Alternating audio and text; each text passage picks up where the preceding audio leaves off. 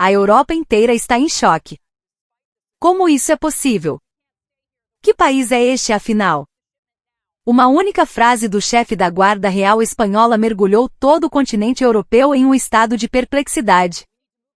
A origem de tudo foi um incidente aparentemente simples. O avião particular do rei da Espanha, a caminho de Tóquio, sofreu uma falha mecânica crítica e foi forçado a fazer um pouso de emergência no Aeroporto Internacional de Guarulhos, em São Paulo, Brasil. Bem, não deve haver problemas, certo? Afinal, é um aeroporto de um país emergente. Deve ter pelo menos as instalações básicas, foi a reação inicial, tingida de ceticismo, da comitiva real. No entanto, 72 horas depois, o rei Felipe VI fez uma declaração que ninguém esperava: nós conhecemos muito pouco sobre o Brasil. Este país tem tanto a nos ensinar. O que, em nome dos céus, aconteceu naqueles 3 dias? Eu sou Carlos Martínez, chefe da Guarda Real Espanhola, com 25 anos de serviço. E esta é a história inacreditável que testemunhei com meus próprios olhos. Antes de começarmos, se você puder curtir este vídeo e se inscrever no canal, será um grande incentivo para trazermos mais histórias que revelam o poder oculto do Brasil para o mundo. Olá a todos, eu sou Carlos Martínez. Nos meus 25 anos servindo ao rei Felipe VI, visitei inúmeros países na Europa, no Oriente Médio e até nas Américas. Eu me orgulhava de conhecer os aeroportos e as instalações mais sofisticadas do mundo. Mas o que vi no aeroporto de Guarulhos naquela noite, virou todas as minhas certezas e preconceitos de cabeça para baixo. O incidente começou a bordo do avião real, que partirá de Madrid com destino a Tóquio. Era uma viagem oficial com Sua Majestade o Rei, a Rainha e 6 conselheiros reais. O jantar de Estado com o Imperador do Japão já estava agendado, todo o protocolo estava meticulosamente planejado. Foi quando sobrevoávamos o Atlântico, aproximando-nos da costa brasileira, que a fuselagem começou a tremer violentamente. O comandante anunciou uma emergência, um problema grave no sistema hidráulico. Precisávamos pousar no aeroporto mais próximo, imediatamente. Guarulhos, a cerca de 40 minutos de nossa posição, era a única opção viável. Quando informei Sua Majestade, seu rosto ficou sério. Um dos conselheiros reais nem sequer tentou esconder sua expressão de profundo desagrado. Para ser honesto, nenhum de nós sabia quase nada sobre o Brasil. Nossa imagem mental era um clichê de carnaval, futebol e selva amazônica. Sabíamos que era um grande produtor de commodities, mas que tipo de lugar era realmente? Não tínhamos a menor ideia. E foi antes mesmo de pousarmos que as surpresas começaram. A resposta da torre de controle de Guarulhos foi de uma rapidez e eficiência desconcertantes. O procedimento de pouso de emergência foi ativado instantaneamente. Uma pista foi completamente liberada para nós em questão de minutos.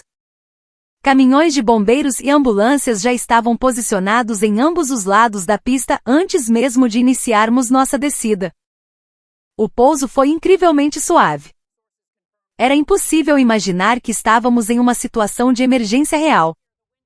Mais tarde, o próprio comandante admitiu que a orientação da torre de controle foi absolutamente perfeita, digna de manual.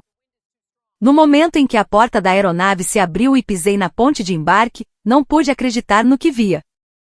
Uma fileira de funcionários do aeroporto, impecavelmente alinhados, nos aguardava. Era espantoso pensar que eles haviam preparado tudo aquilo em menos de 40 minutos após receberem o alerta de emergência. O homem à frente da equipe se apresentou como chefe da equipe de resposta especial de Guarulhos. Seu inglês era fluente, e sua postura exalava um profissionalismo calmo e assertivo. Ele nos informou que uma rota exclusiva havia sido preparada para Sua Majestade e a comitiva real. Enquanto nos guiava pelo terminal, fiquei chocado com a escala e a modernidade do aeroporto. O pé direito altíssimo, o design arrojado e a iluminação natural criavam uma sensação de espaço e eficiência. Não perdia em nada para os aeroportos de Barajas em Madrid ou Charles de Gaulle em Paris. Na verdade, parecia mais organizado, mais limpo, mais vivo. O controle de imigração foi ainda mais rápido. Fomos conduzidos a uma sala privada, onde um oficial, com uma atitude respeitosa e eficiente, processou nossos passaportes em menos de 2 minutos. Nem mesmo nos aeroportos europeus, usando os privilégios da realeza, conseguíamos essa velocidade. Nossas bagagens já nos esperavam, perfeitamente organizadas. Cada mala tinha uma etiqueta com o nome do proprietário, um sinal claro de que alguém havia cuidado de tudo com uma atenção meticulosa.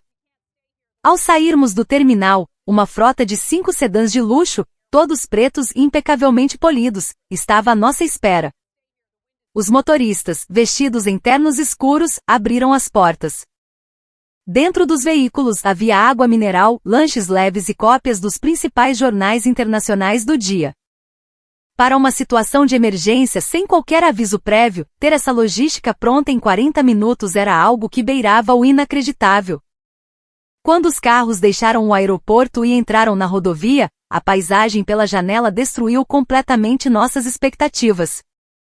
O que vimos não era uma periferia caótica, mas um mar de arranha-céus e condomínios modernos. As estradas eram bem conservadas, e o tráfego, embora intenso, fluía de maneira ordenada. Edifícios com mais de 30 andares se estendiam até onde a vista alcançava, não apenas um ou dois, mas dezenas, centenas, criando uma floresta de concreto e vidro que parecia não ter fim. Em Madrid, uma concentração assim de arranha-céus só seria vista no coração do distrito financeiro. Ali parecia ser a paisagem residencial padrão.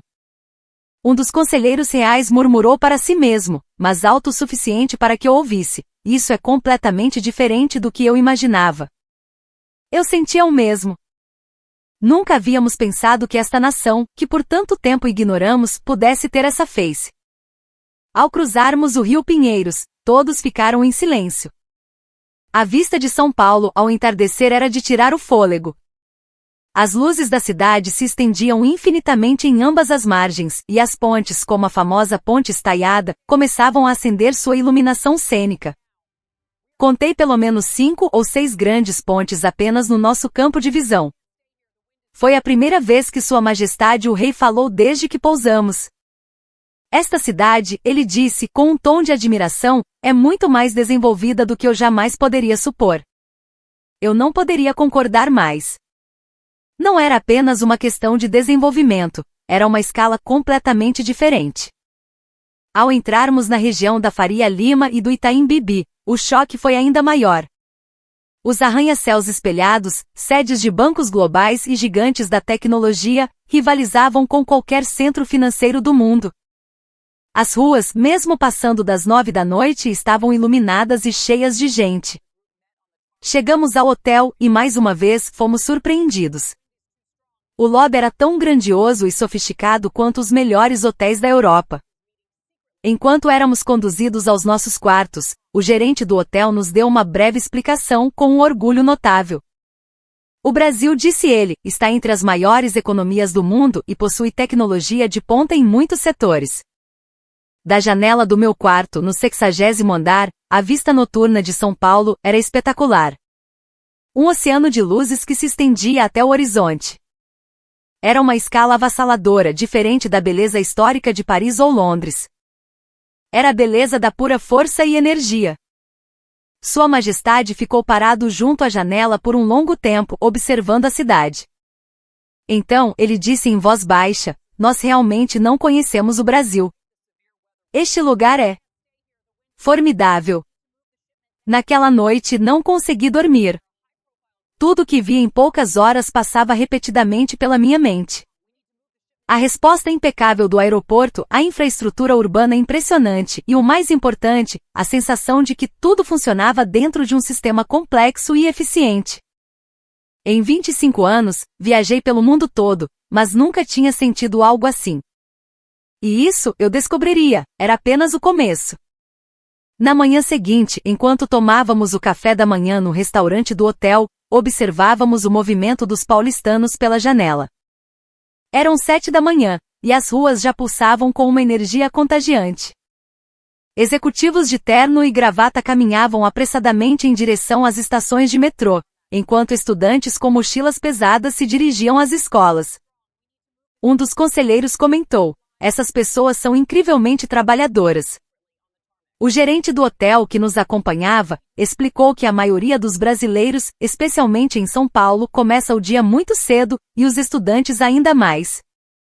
Durante a manhã, Sua Majestade expressou o desejo de conhecer um pouco da cidade. A notícia havia chegado, os reparos no avião levariam pelo menos 2 dias. Estávamos presos em São Paulo. Decidimos visitar a Avenida Paulista, o coração cultural e financeiro da cidade. Entramos em um grande centro comercial e lá dentro, deparamo-nos com uma visão inacreditável. Uma livraria gigantesca, a Livraria Cultura, ocupava vários andares. O design era aberto, iluminado e completamente diferente de qualquer livraria tradicional que eu já vira. O pé direito se estendia por mais de 10 metros, combinando iluminação artificial e luz natural de forma magistral. O que mais nos surpreendeu foi a escala e a atmosfera do lugar. Estantes que iam do chão ao teto, abrigando dezenas de milhares de livros, criavam uma sensação de grandiosidade, como uma biblioteca de um palácio europeu dentro de um espaço comercial. Centenas de pessoas liam silenciosamente ou folheavam livros. Sua Majestade observou a cena por um longo tempo, parecendo profundamente impressionado com a concentração nos rostos dos leitores, uma atmosfera quieta, mas vibrante de energia intelectual. Era uma cena que eu nunca havia testemunhado em nenhuma livraria de Madrid. Caminhei pelos corredores, lendo os títulos. Havia uma quantidade enorme de livros técnicos, de negócios, tecnologia e design. Livros práticos em maior número do que romances ou livros de autoajuda. Vi um jovem executivo lendo um manual sobre gestão de projetos, enquanto um universitário com um livro de design urbano aberto, digitava furiosamente em seu notebook.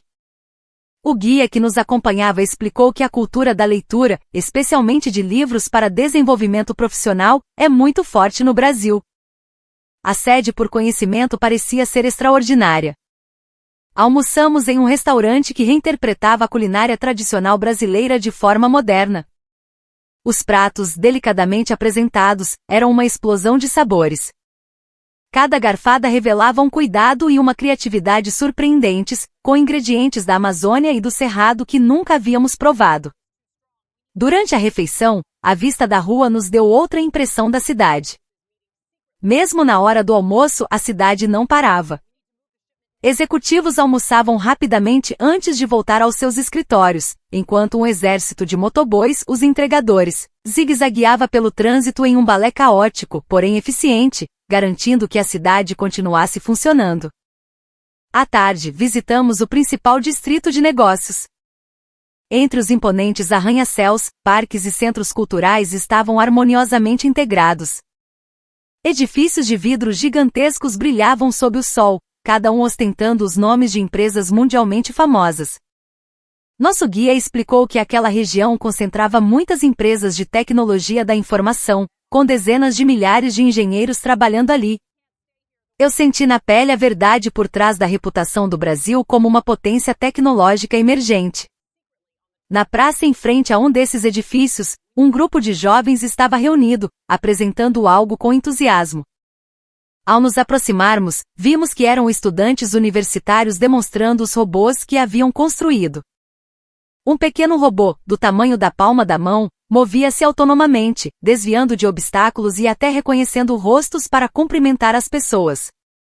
Sua Majestade perguntou aos estudantes onde eles haviam aprendido aquilo. Eles responderam que aprenderam sozinhos, em um clube de robótica da universidade. Tivemos alguma orientação dos professores, disse um deles, mas a maior parte foi pesquisa e experimentação nossa. Ao entardecer, no caminho de volta para o hotel, passamos por uma área central cheia de cursinhos e escolas preparatórias para o vestibular. Como era o fim do horário de aula, as ruas estavam lotadas de estudantes. O que me chocou foi a quantidade de prédios dedicados a esses cursinhos. Dezenas de placas com nomes de cursos diferentes cobriam as fachadas dos edifícios, e um fluxo constante de jovens entrava e saía. O guia explicou que a competição educacional no Brasil é extremamente acirrada, e os pais investem pesadamente na educação dos filhos. Vi os estudantes saindo das aulas. Embora já passasse das 10 da noite, adolescentes do ensino médio estavam apenas terminando seus estudos. Seus rostos mostravam cansaço, mas eles ainda carregavam livros e cadernos nas mãos. Naquela noite, o rei e os conselheiros se reuniram em uma suíte do hotel. Discutimos tudo o que havíamos visto. O consenso era unânime: a força deste país vem da sua gente e da sua busca por educação. Mesmo com recursos naturais abundantes, o verdadeiro investimento era no capital humano. Nós nos acomodamos demais, disse um dos conselheiros, refletindo em voz alta. Será que não estamos confiando apenas em nossa longa história e tradição europeia?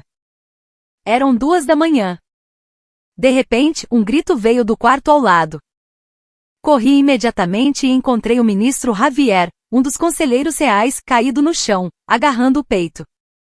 Ele tinha 72 anos, era diabético e hipertenso. Seu rosto estava pálido, coberto de suor frio, e ele lutava para respirar.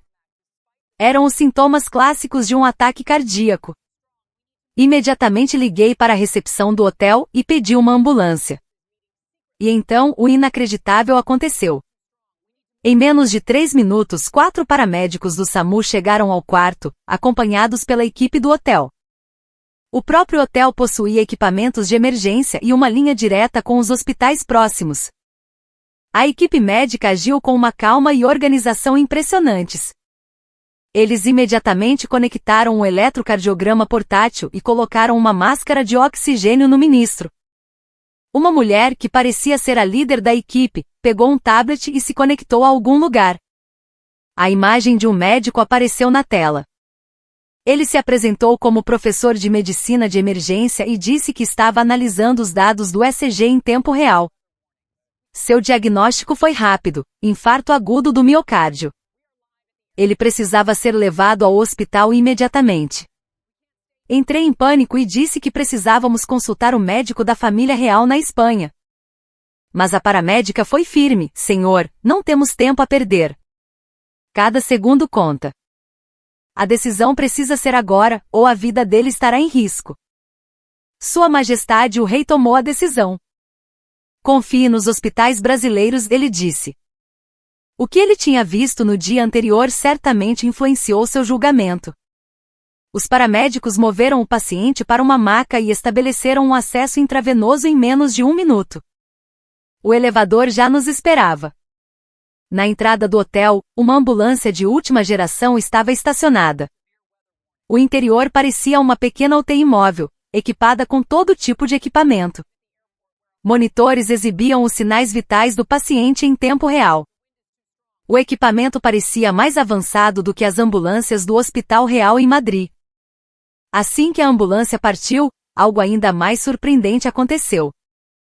Todos os semáforos no nosso caminho ficaram verdes. Embora fossem 2 da manhã, ainda havia trânsito, mas todos os carros abriram caminho. Fomos informados que quando um veículo de emergência passa, o centro de controle de tráfego ajusta os sinais automaticamente, criando uma onda verde. Dentro da ambulância, o tratamento continuava. Os paramédicos estavam em uma videochamada constante com o hospital, administrando medicamentos sob a orientação do médico na tela. A pressão arterial e o pulso do paciente começaram a se estabilizar gradualmente. 5 minutos depois, chegamos ao hospital. Na entrada, uma equipe de 8 profissionais de saúde já nos aguardava. Eles nos receberam chamando o paciente pelo nome e disseram que tudo estava pronto para levá-lo diretamente para a sala de hemodinâmica. O chefe do departamento de cardiologia veio pessoalmente nos receber. Ele se apresentou e mencionou que havia feito sua especialização em um renomado hospital nos Estados Unidos. Explicou que assim que a ambulância partiu, ele montou sua equipe e já havia obtido o histórico médico do paciente. Perguntei como ele conseguiu os registros da Espanha tão rapidamente. O médico respondeu que, através do consulado espanhol, fizeram uma solicitação de emergência a um hospital em Madrid e receberam os dados transferidos digitalmente em menos de 10 minutos. Antes de entrar na sala de cirurgia, o médico explicou que uma artéria coronária estava bloqueada, e eles precisariam inserir um stem para restaurar o fluxo sanguíneo. A cirurgia, ele estimou, levaria cerca de 1 hora e meia. Fomos levados a uma sala de espera. E para nossa surpresa, uma tela na sala de espera exibia o progresso da cirurgia e os sinais vitais do paciente em tempo real. Era uma política de transparência para que a família pudesse acompanhar a situação. A sala de cirurgia, vista pelo monitor, parecia um laboratório de ponta. 6 telas gigantes cobriam a parede, e um braço robótico suspenso no teto se movia com uma precisão milimétrica. A técnica do médico era uma arte.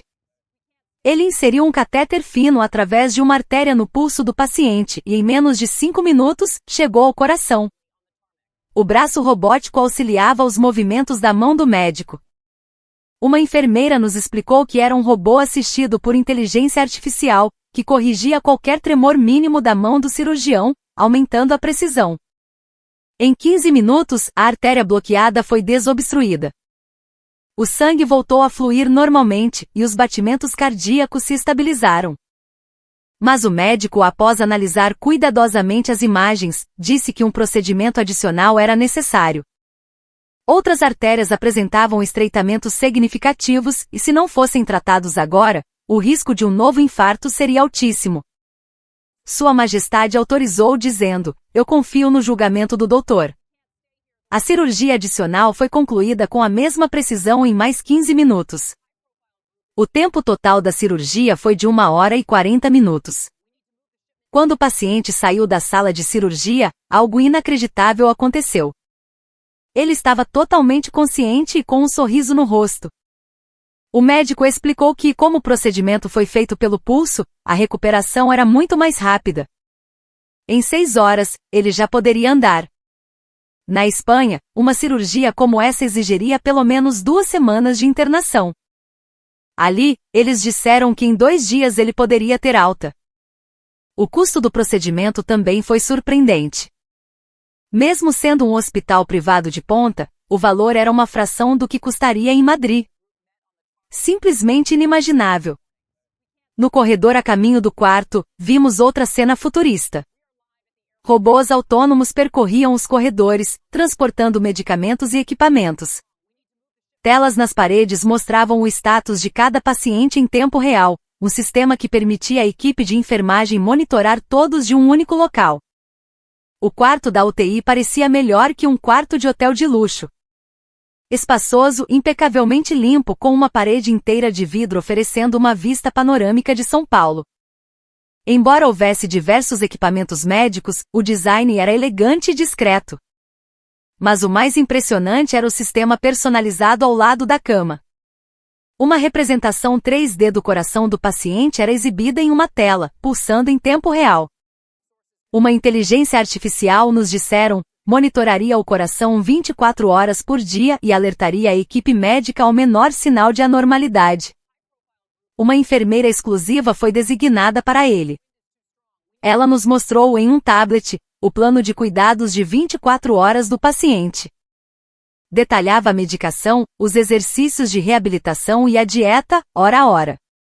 Animações em 3D explicavam os efeitos de cada medicamento, seus possíveis efeitos colaterais e a forma correta de realizar os exercícios. Ela também nos entregou um pequeno dispositivo, um monitor de ECG vestível.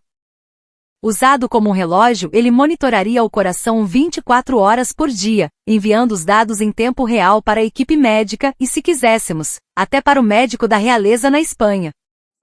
Na manhã seguinte começou a visita médica. Não era um único médico, mas uma equipe de mais de 10 profissionais. Cardiologistas, endocrinologistas, fisiatras e nutricionistas, todos reunidos. Era uma consulta multidisciplinar. Cada especialista examinava o paciente. A abordagem era única. Em vez de estetoscópios, eles usavam ultrassons portáteis para examinar o coração e outros órgãos ali mesmo, na hora. As imagens apareciam instantaneamente nos tablets, e os médicos discutiam o caso juntos. O endocrinologista mostrou um gráfico detalhado da glicemia do paciente durante a noite. Houve um pequeno pico às 3 da manhã, mas a bomba de insulina, conectada a um sensor contínuo, ajustou-se automaticamente, normalizando os níveis. O sistema era interligado e gerenciado por uma inteligência artificial. O fisiatra recomendou iniciar a reabilitação cardíaca naquele mesmo dia, com um programa personalizado usando realidade virtual. Na tela da parede, um avatar 3D do paciente apareceu, demonstrando os movimentos corretos. A nutricionista nos mostrou algo ainda mais impressionante. Eles haviam analisado o genoma do paciente, usando uma amostra coletada na chegada à emergência. A análise feita durante a noite revelou que o ministro tinha uma predisposição genética para metabolizar sódio lentamente. Por isso, uma dieta personalizada com baixo teor de sódio já havia sido preparada para ele. Após a visita, perguntei ao cardiologista se todos os pacientes recebiam esse tipo de tratamento. Ele respondeu que sim, que aquele era o procedimento padrão do hospital, tanto para pacientes particulares quanto para os cobertos por planos de saúde. Quando o almoço chegou, ficamos surpresos mais uma vez. Apesar de ser uma dieta com baixo teor de sódio, estava deliciosa. A nutricionista veio pessoalmente explicar que o cardápio foi criado levando em conta a análise genética e os hábitos alimentares do paciente. À tarde fomos à sala de reabilitação. Era um espaço amplo como um ginásio, com diversos equipamentos de última geração, todos conectados a um sistema de monitoramento. Enquanto o paciente se exercitava, sua frequência cardíaca e pressão arterial eram acompanhadas em tempo real. O que nos chocou foi ver um senhor, que havia passado por uma cirurgia cardíaca 3 dias antes, caminhando em uma esteira. A cicatriz em seu peito ainda era visível. O fisioterapeuta explicou que no Brasil se valoriza a reabilitação precoce. Quanto mais cedo o paciente se move, mais rápida é a recuperação. O programa de reabilitação com realidade virtual para o nosso ministro começou. Ao colocar o headset, ele se viu em uma praia paradisíaca. Podia ouvir as ondas e sentir uma brisa suave. Ele começou a caminhar lentamente. Embora estivesse parado no mesmo lugar, no mundo virtual, ele passeava pela areia. O fisioterapeuta, observando o monitor, explicou que a frequência cardíaca estava na faixa ideal. A inteligência artificial ajustaria o programa automaticamente com base na resposta do corpo. Ao anoitecer, os resultados completos da análise genética de precisão chegaram. Fomos a uma sala de reuniões onde o mapa genético completo estava projetado na parede. O médico explicou que o paciente possuía uma variação genética específica que aumentava o risco de doenças cardiovasculares, mas que um plano preventivo poderia reduzir drasticamente esse risco. Recebemos uma prescrição de medicamentos personalizados, formulados com base na sua composição genética. Com exames regulares a cada 3 meses, a recorrência poderia ser prevenida. Naquela noite o ministro, já no quarto normal, nos disse: em Madrid, para ter um tratamento como este, eu teria que esperar pelo menos 6 meses. Aqui tudo foi feito em um único dia. No terceiro dia, o paciente estava totalmente recuperado e recebeu alta. Até os médicos ficaram surpresos com a velocidade da sua recuperação. Um último check-up mostrou que todos os seus índices estavam normais. Sua função cardíaca estava ainda melhor do que antes da cirurgia. Ao recebermos os documentos de alta, outra surpresa. Recebemos um dossiê completo, com todos os dados da cirurgia, internação e reabilitação. Incluía não apenas a gravação da cirurgia, mas também todos os resultados de exames e um plano de gestão para o futuro, tudo meticulosamente organizado. Antes de deixarmos o hospital, Sua Majestade fez questão de se encontrar com o cardiologista para agradecer pessoalmente. No escritório do médico eles tiveram uma longa conversa. O rei perguntou sobre o sistema de saúde do Brasil e como tal desenvolvimento foi possível. O médico respondeu que 30 anos atrás, a saúde no Brasil enfrentava grandes desafios, mas através de investimentos massivos em educação, desenvolvimento tecnológico e reformas no sistema de saúde, eles chegaram onde estavam. O mais importante, disse o médico, é a filosofia de colocar o paciente no centro de tudo. Decidimos passear por São Paulo com o ministro recuperado. Poder andar novamente saudável era motivo de gratidão.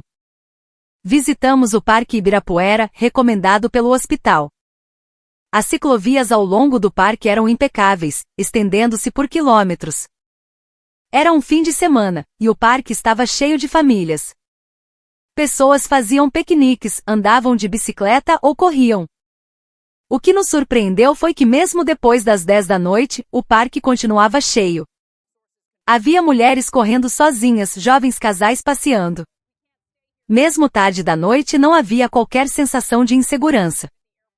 O guia explicou que o parque ficava aberto 24 horas e era muito seguro. Havia iluminação por toda parte, e a polícia patrulhava constantemente. Isso, ele disse, só era possível por causa da baixíssima taxa de criminalidade em áreas bem geridas da cidade.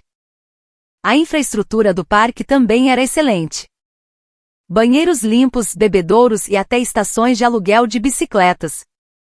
Em todos os lugares, víamos o cuidado em tornar o espaço conveniente para os cidadãos. Paramos em uma passarela para admirar os Quilini de São Paulo. As luzes da cidade se estendiam infinitamente. O horizonte de arranha-céus, as luzes das pontes e o fluxo constante de carros criavam uma visão magnífica. Sua Majestade murmurou, disseram-me que este país não tem muitos recursos naturais fáceis. Como eles construíram uma cidade como esta? O guia respondeu, nosso maior recurso são as pessoas. Foi investindo em educação e tecnologia que chegamos até aqui. Fomos então a um bairro boêmio, a Vila Madalena. Embora a noite estivesse avançada, as ruas fervilhavam de vida. Restaurantes de todas as nacionalidades estavam iluminados, e pessoas de diferentes etnias se misturavam livremente. Entramos em um restaurante cujo dono era europeu. Ele nos contou que vivia no Brasil há mais de 10 anos. É um ótimo lugar para se viver, disse ele. É seguro, e as pessoas são incrivelmente acolhedoras. Ele admitiu que no começo foi um choque cultural, mas agora estava totalmente adaptado. Os brasileiros não discriminam estrangeiros, ele continuou. Meus filhos estudam em escolas brasileiras e estão crescendo muito bem. Caminhando pelas ruas, também vimos diversos templos religiosos. O guia explicou que o Brasil garante total liberdade religiosa, e as diferentes crenças coexistem em harmonia. Entramos em uma loja de conveniência. Mesmo às 11 da noite, estava cheia de clientes de todas as idades. Alguém comprava algo para comer, outro pagava uma conta de luz, um terceiro postava um pacote. Uma pequena loja desempenhando múltiplos papéis. O caixa era um universitário de 20 e poucos anos. Perguntei se não era difícil trabalhar até tarde. Ele respondeu com um sorriso que estava juntando dinheiro para a faculdade. Estudava de dia e trabalhava à noite. Tenho que bancar meus próprios estudos, disse ele com orgulho. No caminho de volta ao hotel, o rei comentou, os jovens deste país constroem o próprio futuro. Ninguém precisa mandar, eles estudam e trabalham por conta própria. De volta ao meu quarto, olhei pela janela. Já passava da meia-noite, mas São Paulo não dormia. As luzes dos prédios, os carros nas ruas, a loja de conveniência ainda brilhando. Era uma cidade que pulsava 24 horas por dia. Tivemos uma última reunião com os conselheiros para consolidar nossas experiências dos últimos 3 dias. O serviço impecável do aeroporto, o sistema médico que salvou uma vida, as ruas seguras, as pessoas trabalhadoras.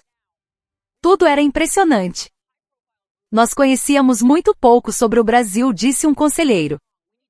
Agora eu entendo por que o mundo fala tanto da tecnologia e da medicina brasileira.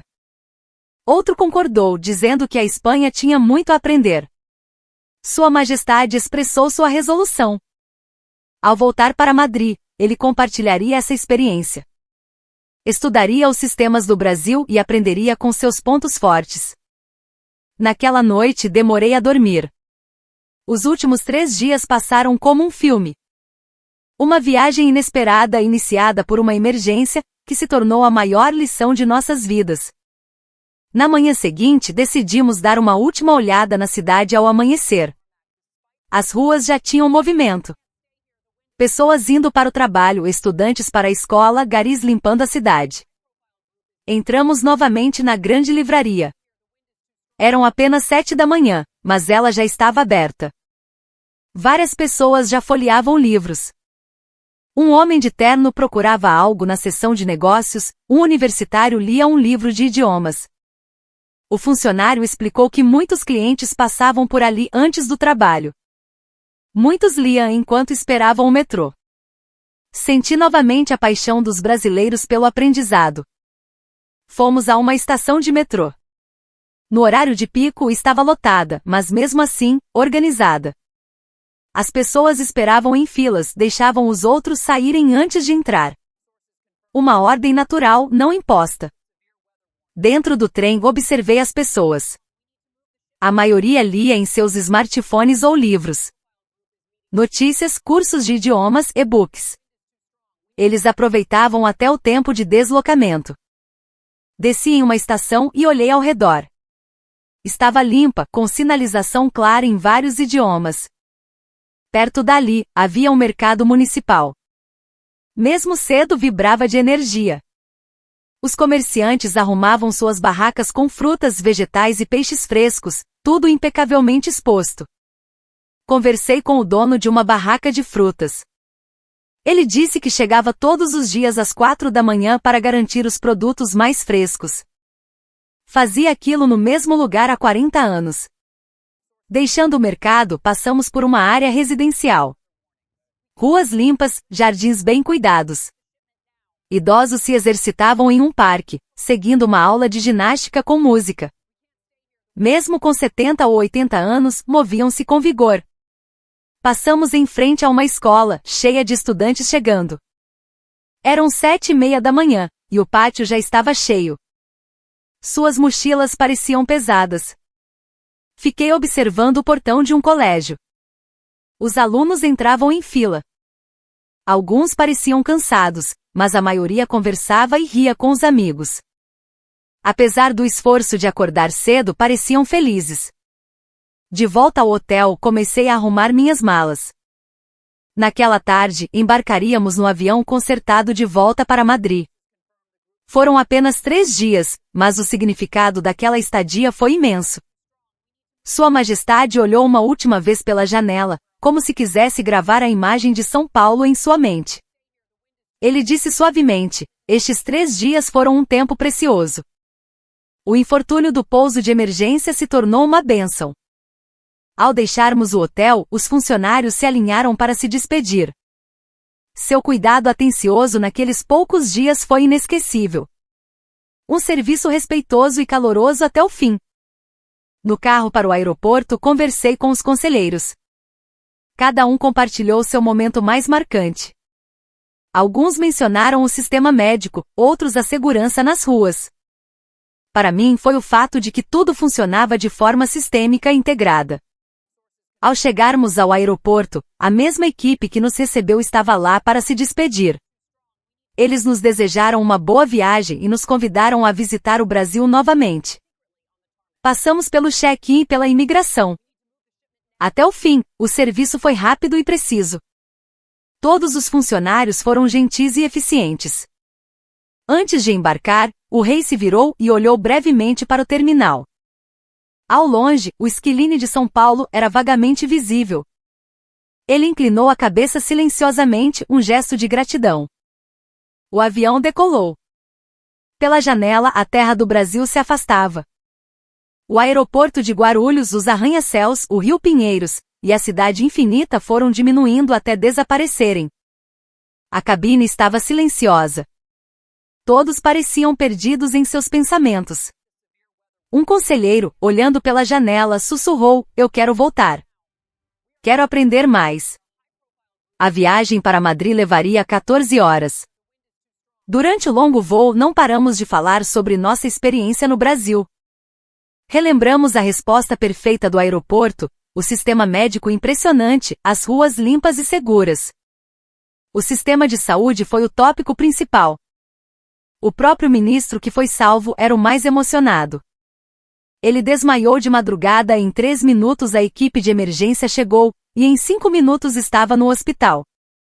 Lá, tudo já estava pronto, e a cirurgia foi perfeita.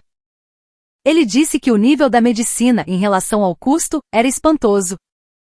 O mesmo tratamento em Madrid teria custado muito mais e levado muito mais tempo. e a qualidade, ele disse, foi superior. Sua Majestade afirmou que a Espanha tinha muito a aprender, especialmente a eficiência e a abordagem sistêmica. Ele disse que era preciso uma reforma completa, começando pelo sistema de resposta a emergências. Falamos também sobre educação. Os estudantes que estudavam até tarde da noite, o universitário que pagava seus próprios estudos. A conclusão foi que a paixão e a determinação dos jovens brasileiros construíram o Brasil de hoje. A força do Brasil vem de seu povo, disse um conselheiro. Como tem recursos naturais finitos, investiram em pessoas. Foi isso que tornou o desenvolvimento atual possível. A Espanha também deveria focar mais na educação e capacitação de seus jovens. Chegamos ao aeroporto de Madrid às 3 da tarde, horário local. Os veículos oficiais da realeza nos esperavam. No caminho para o palácio, a paisagem familiar de Madrid parecia estranha. O que 3 dias antes era normal, agora parecia diferente. Ao chegar ao palácio, tivemos uma breve reunião. Era o relatório oficial sobre a experiência no Brasil. O próprio rei disse que aprendeu muito, especialmente com o sistema de saúde e a infraestrutura urbana, que o impressionaram profundamente. Alguns dias depois, a Casa Real emitiu um comunicado oficial. Compartilhava a experiência do rei durante sua estadia no Brasil, mencionando como, em uma situação inesperada de pouso de emergência, ele testemunhou o desenvolvimento do país em primeira mão. A declaração enfatizou particularmente a excelência do sistema de saúde. Este comunicado atraiu a atenção da mídia europeia. Era sem precedentes que o rei da Espanha elogiasse outro país de forma tão direta. Muitos veículos de imprensa solicitaram entrevistas. Como chefe da Guarda Real, também recebi muitos convites. Os jornalistas estavam curiosos sobre o que eu realmente tinha visto. Respondi com sinceridade que em meus 25 anos de carreira, nunca havia visto um nível de resposta como aquele. Especialmente o sistema médico de emergência. Cerca de um mês depois, o Ministério da Saúde da Espanha agiu. Anunciou a formação de uma equipe para estudar o sistema de saúde brasileiro. Planejavam enviar especialistas ao Brasil para aprender sobre o sistema de resposta a emergências e o Sistema Universal de Saúde, o SUS. Os principais hospitais de Madrid também mostraram interesse. Queriam entender o sistema de telemedicina e as cirurgias assistidas por inteligência artificial do Brasil. Alguns hospitais até firmaram acordos de intercâmbio. Mudanças também começaram na área da educação. Universidades espanholas decidiram ampliar o intercâmbio com universidades brasileiras, especialmente nas áreas de engenharia e medicina. Sempre que tinha uma oportunidade, o rei mencionava sua história no Brasil. Em eventos oficiais, citava o caso de desenvolvimento brasileiro como um exemplo. Ele transmitia a mensagem de que mesmo com recursos limitados, era possível se tornar uma sociedade avançada através da educação e da tecnologia. Até hoje, não consigo esquecer aqueles 3 dias. Foi uma viagem inesperada, iniciada por um pouso de emergência. Mas aquele tempo nos deu a maior das lições. O Brasil provou que mesmo sem vastas terras e recursos fáceis, se você investir nas pessoas, pode criar uma grande sociedade. Ele nos mostrou o milagre que a educação, a tecnologia e o esforço incansável podem criar. Aquele pouso de emergência não foi um infortúnio, mas uma bênção. Foi a oportunidade que nos permitiu conhecer este lugar incrível chamado Brasil. E aquela experiência se tornou o ponto de partida para uma pequena, mas significativa mudança na Espanha. Sua Majestade costuma dizer que um dia quer visitar o Brasil novamente. Desta vez como uma visita de Estado oficial para aprender adequadamente. Eu também espero por esse dia. Quero experimentar novamente aquele país surpreendente e ver o quanto mais ele se desenvolveu. Esta foi a história dos meus 3 dias. Um tempo milagroso criado por um pouso de emergência. A valiosa lição que o Brasil nos ensinou eu jamais esquecerei. E a história de hoje termina aqui. O que você achou da história milagrosa das 72 horas do rei da Espanha no Brasil? Por favor, deixe uma mensagem de incentivo para o protagonista desta história, o povo brasileiro. Esta foi uma história trazida pela Estação da Emoção.